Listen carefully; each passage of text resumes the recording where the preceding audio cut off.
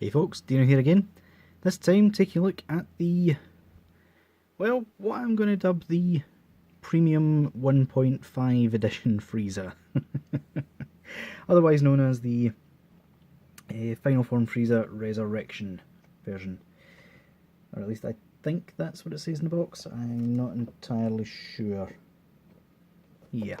Yeah, this guy is basically just the same old Frieza, with a premium colour paint job and slightly remoulded faces.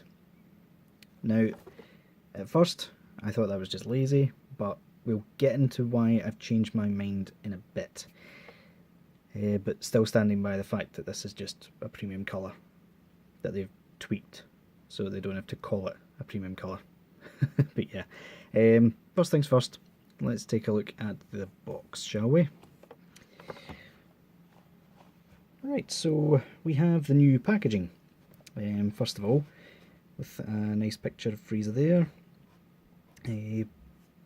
Yep, just the standard. Got a little bit of wear there. Bandai Dragon Ball Super. A couple of pictures on the side there and on the back. Just the same, but as you can see there, they're clearly marketing it as an all-encompassing Frieza. Plus, I don't actually believe it's a web exclusive, so they can basically reissue this guy as and when they please. Which begs the question, why did they then limit his distribution run? Because he's just as sought after as ever. No, seriously, according to a leak, Tamashii limited the run of this guy, which I really don't understand in the slightest. But, what you gonna do? Tamashii will be Tamashii. So yeah, in terms of accessories, you've got his two effect pieces that he still comes with, they never removed them, his Death Beam and his Death Ball. The main difference to the Death Ball is that the extension peg, the clear part, actually comes pre-attached in the package. Anyone who owned the original knows how fragile that bit is. In fact, I actually broke the Datong version's clear piece. Can't remember if it was on camera, but it would be just like me to do that. It comes with three alternate heads. You've got this one, which is a nice smirking face, which you can also put the halo, being very delicate here because another reviewer I watched broke this like almost immediately. This is the only head that has a hole in it. Can't really notice the hole normally, so you can display him just like that. But since I'm getting this guy to just be the Dragon Ball Super version, I'm going to leave the halo on. But yeah, other face is this one, a sort of yelling face but also surprised, kind of strange one. And finally you've got that one, which is almost, I want to say, a taken aback, sort of shocked face, as if, oh, I didn't realise you were that strong. Like when you fought against Dispo. Yeah, let's call this the Dispo face. But yeah, they're decent. Nothing compared to the originals, right enough. I mean, the smirk face is head and shoulders above the original, and it's actually the reason why I would actually recommend this new one over the original. But yeah, let's continue with the accessories, and then I'll show you a quick comparison. He still comes with the folded arms, which are much easier to put on than the original, let me tell you. He comes with the claw hands, the claw feet, sorry. Only one set of feet on this one, because he doesn't come with a rock base.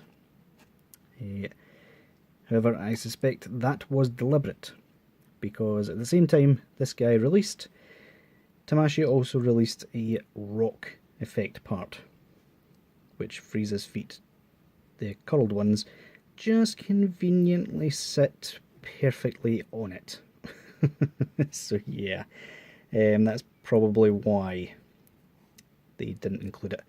You've got two sort of standard beam hands, two relaxed hands here, just the usual affair. The hands are all identical to the original. You've got his death beam sort of hand. Apologies if my hands seem a bit dirty. Just been in from the garden. So yeah. And final hand is the sort of, I'm going to kill Krillin now sort of hand. Very specific. I suppose you could also do his now signature sort of pose like that. Yeah, I quite like that. But yeah, that's all of his accessories. Like I said, no rock base, which, to be honest, isn't all that bad, because as you can see, this new Frieza stands quite well. So, quick comparison to the original faces. You will find, sorry, my Frieza is in storage. I've been displaying the Datong instead. Basically because this guy keeps flaking on me. The purple is literally flaking off. So I just put him in storage before any more damage was done. There you can see the difference between the original and the new head. Far superior on the new one. It's far more like the up-to-date Frieza sort of design. Much prefer that. Although the purple is a little bit nicer on the old one, but I haven't had any flaking on the new one, so there was obviously a problem with the paint apps in this one. As for the other two, you're going to quickly notice that, yeah, they are just retooled, guys. They're not brand new molds. This one, for example, the face is quite clearly, oops. All they've really done is change the eyes about. The screaming open mouth is exactly the same, and in fact you can actually see the veins are in the exact same spot, so clearly remolded from that one. This one they've done a little bit more tweaking to it, but it's still the same face. Although I do prefer the original for that one. Mostly because that's such an iconic pose for the classic Frieza. But my Datong has that one, so yeah. Do prefer that to this new one, but always nice to have some new accessories nonetheless. So yeah, back to Frieza. Yeah, standard sort of affair. To swap out the heads, you simply pop it off. Seems to be a lot better than it used to be. Same with that. You just pop it off. And I have just realised something. Where is his other tail? Bear with me a moment. Yes, there we go. I knew I was missing an accessory there. So you've got this long tail. They did keep it from the original. This sort of springs open, and you can put a character's neck in there.